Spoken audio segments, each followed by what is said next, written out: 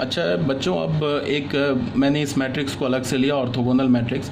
ये एक्चुअली थोड़ा इसके जो प्रॉपर्टीज़ है, इसमें कुछ ज़्यादा प्रॉपर्टीज़ है और थोड़ा ज़्यादा इसमें हमें अंडरस्टैंड करना है, तो इसको मैंने अलग से एज अ मतलब कि जो 4 मैट्रिक्स हमने पढ़ा ना, आइडेम्पोटेंट और फिर नीलपोटेंट और फिर क्या पढ़ा, इनवॉलेटरी और पीरियोडिक, उससे मैंने इसको अलग कर लिया है। ये थोड़ा इंपॉर्टेंट भी है, इस 4 मैट्रिक्स से ज़्यादा ही इंपॉर्टेंट है। इस पर क्वेश्चन अक्सर पूछ देता है जेईई मेंस में खासकर, तो इसको थोड़ा ध्यान से देखो, ठीक है।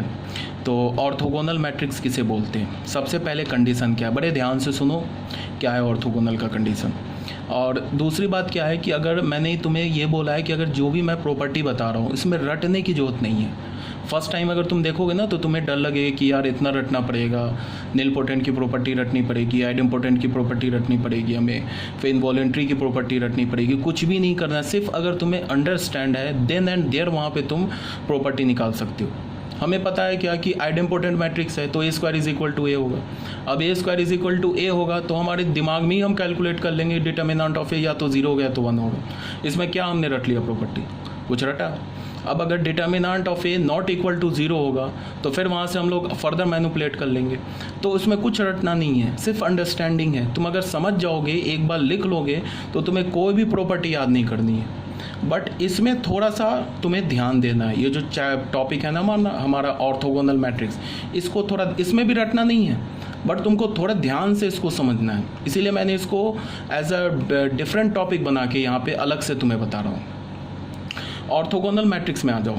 ऑर्थोगोनल मैट्रिक्स में क्या बोल रहा है कि a square matrix A of order n is said to be orthogonal matrix if a into A transpose is equal to i।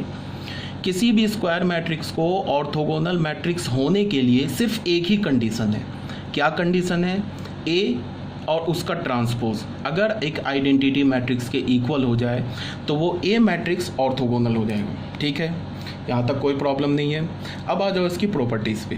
First property क्या बोल रहा है, if A is orthogonal matrix, अगर हमारा ए मैट्रिक्स ऑर्थोगोनल है तो ये तो ऑर्थोगोनल का प्रॉपर्टी है, A into A transpose is equal to I. अब हमने दोनों साइड डिटर्मिनेंट ले लिया। सुन लो, ये भी ऑलरेडी मैंने डिस्कस कर रखा है कि अगर मैट्रिक्स इक्वल है, दो मैट्रिक्स इक्वल है तो उसका डिटर्मिनेंट इक्वल होगा। बट अगर किसी दो मैट्रिक्स का डिटर्मिनेंट इक्वल है तो फिर हम मैट्रिक्स पर कोई कमेंट नहीं कर सकते। हम नहीं बोलेंगे कि मैट्रिक्स इक्वल भी हो सकता है, नहीं भी इक्वल हो सकता है। मतलब कि this implies this but this does not imply this. ये वाइस वर्सा ट्रू नहीं है, यहाँ से यहाँ तक ट्रू है बट यहाँ से यहाँ ट्रू नहीं है। इस बात को ध्यान में रखोगे, ये ऑलरेडी मैंने डिस्कस कर रखा है, तुम लोग को समझा रखा है। ठीक है, तो यहाँ से हम लोग क्या लिखेंगे, determinant of A into determinant B, ये वाली प्रॉपर्टी लगा ली। इसको हमने अलग अलग डिटर्मिनेंट में कर लिया। फिर मैंने बोला है कि किसी मैट्रिक्स का डिटर्मिनेंट लो या उसके ट्रांसपोज का डिटर्मिनेंट लो, दोनों इक्वल होगा। तो ये किसके इक्वल हो गया, determinant of A into determinant of A is equal to 1। तो A determinant of A square क्या हो गया, 1। तो डिटर्मिनेंट ए का वैल्यू क्या मिला, या तो 1 होगा या तो -1 होगा। तो यहाँ से हमें सबसे पहला कंक्लूजन क्या मिला कि कोई भी ऑर्थोगोनल मैट्रिक्स, अगर ए एक ऑर्थोगोनल मैट्रिक्स है तो उसका डिटर्मिनेंट वैल्यू या तो -1 होगा या तो 1 होगा। आ रही मेरी बात समझ में, पहली बात। दूसरी बात क्या कि अब ए ऑर्थोगोनल है तो ऑर्थोगोनल है, इसका मतलब क्या होगा, उसका डिटर्मिनेंट या तो 1 है या तो -1 है। इसका मतलब ऑर्थोगोनल मैट्रिक्स हमेशा एक नॉन सिंगुलर मैट्रिक्स होगा, और नॉन सिंगुलर मैट्रिक्स होगा तो फिर इन्वर्स एग्जिस्ट कर जाएगा। ठीक है, तो यही बात को मैंने लिखा है, orthogonal matrix is always a non singular matrix. A inverse always exist for an orthogonal matrix. ठीक है,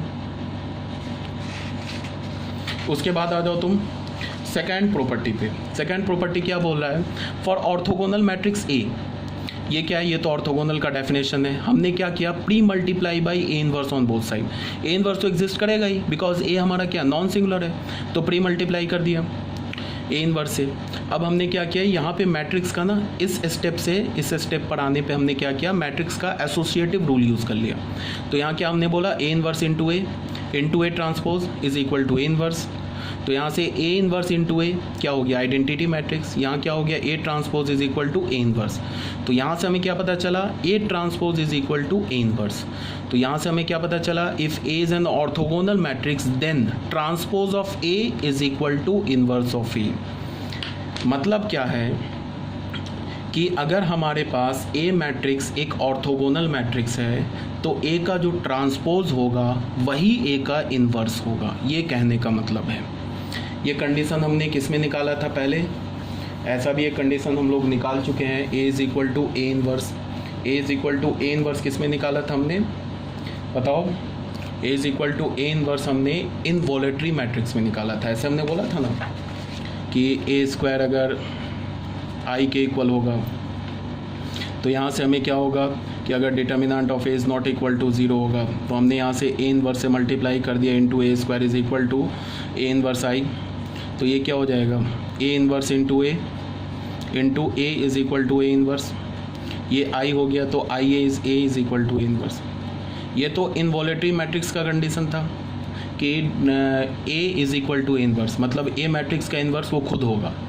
अब यहाँ पे ऑर्थोगोनल का कंडीशन क्या है कि अगर मैं बोलता हूँ कि ए हमारा ऑर्थोगोनल मैट्रिक्स है, क्या मैं बोलता हूँ ऑर्थोगोनल मैट्रिक्स है, तो अगर ए ऑर्थोगोनल मैट्रिक्स है तो ए का जो ट्रांसपोज मैट्रिक्स होगा वही ए का इन्वर्स मैट्रिक्स होगा। तो इसे आपको याद रखना है। ये सब जो छोटा छोटा पॉइंट है ना, ये हमें यूज़ आएगा जेई मेंस एंड एडवांस के क्वेश्चन को सॉल्व करने के लिए। मेंस या एडवांस में तुम्हें डायरेक्ट ऐसे क्वेश्चन नहीं पूछेगा कि फॉर ऑर्थोगोनल मैट्रिक्स और 4 ऑप्शन दे देगा, transpose of A is equal to inverse of A या transpose of A is not equal to inverse of A, ऐसे क्वेश्चन नहीं आएंगे। बट इसका हमें यूज़ होगा, ठीक है ना। हम लोग जो स्टेप है ना, अगर हमें पता चल गया कि ये ऑर्थोगोनल है तो ए की जगह हम ए ट्रांसपोज की जगह ए इन्वर्स से हम उसको रिप्लेस कर सकते हैं। तो ये प्रॉपर्टी तुम्हें याद रखने हैं, जितने प्रॉपर्टीज़ बता रहा हूँ। अब आ जाओ थर्ड में। थर्ड में हमने क्या बोला कि for orthogonal matrix A into A transpose is equal to I, ठीक है। यहाँ पे हमने क्या किया कि ए इन्वर्स से प्री मल्टीप्लाई कर दिया, फिर इसको एसोसिएटिव रूल से इसको एक साथ लिख लिया, तो ये हो गया ए इन्वर्स के इक्वल, इसको आई के इक्वल कर लिया, तो I into A inverse I into A transpose is equal to A inverse, तो A transpose is equal to inverse. ये तो अभी हमने यही ऊपर कैलकुलेट किया। उसके बाद देखो हमने क्या किया, उसके बाद हमने ए से पोस्ट मल्टीप्लाई, यहाँ तक जो हमारी कैलकुलेशन है वो सेम है, सेकेंड नोट वाली, A transpose is equal to A inverse. फिर उसके बाद हमने क्या किया, ए से पोस्ट मल्टीप्लाई कर दिया। तो ए से जब हमने पोस्ट मल्टीप्लाई किया तो क्या मिल गया हमें, A transpose into A is equal to A inverse into A. अब ए ट्रांसपोज इंटू ए क्या मिल गया, आई मिल गया, ठीक है। और ऑर्थोगोनल का क्या डेफिनेशन था, ए इंटू ए ट्रांसपोज आई, और यहाँ हमें क्या मिला कि अगर ए इंटू ए ट्रांसपोज आई के इक्वल है तो ए ट्रांसपोज इंटू ए भी आई के इक्वल होगा, ठीक है। तो कहने का क्या मतलब है कि तुम इसको ध्यान से देखो।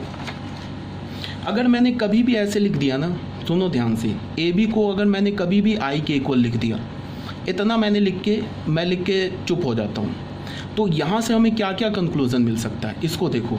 यहाँ से तुम ये बोल सकते हो कि अगर ए बी आई के इक्वल है तो बी ए भी आई के इक्वल होगा, ठीक है। कैसे होगा, अगर ए बी आई के इक्वल है एंड डिटर्मिनेंट ए जो है हमारा एक नॉन सिंगुलर मैट्रिक्स है, या ए जो हमारा एक नॉन सिंगुलर मैट्रिक्स है, तो ए इन्वर्स से हमने प्री मल्टीप्लाई कर दिया, तो ए इन्वर्स आई, तो ये क्या हो जाएगा आई, तो ये बी हो गया, ये क्या हो गया ए इन्वर्स हो गया। अब बी से हमने पोस्ट मल्टीप्लाई कर दिया तो क्या हो जाएगा ए इन्वर्स इंटू ए, तो यहाँ से क्या हो जाएगा ये आई, तो यहाँ से बी आई मिल गया। तो अगर ए बी आई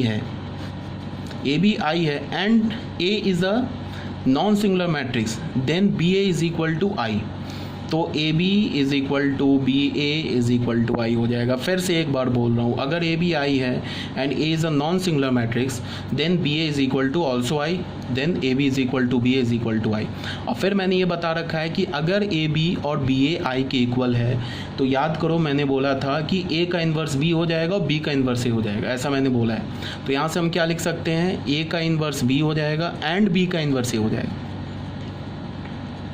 देखो एक इस इंफॉर्मेशन से हमने क्या क्या डिड्यूस कर लिया, ए बी आई के गिवन है एंड हमें पता है कि ए जो है हमारा एक नॉन सिंगुलर मैट्रिक्स है, तो मैंने क्या बोला, if A B is equal to I then B A is equal to I and A inverse is equal to B and B inverse is equal to A.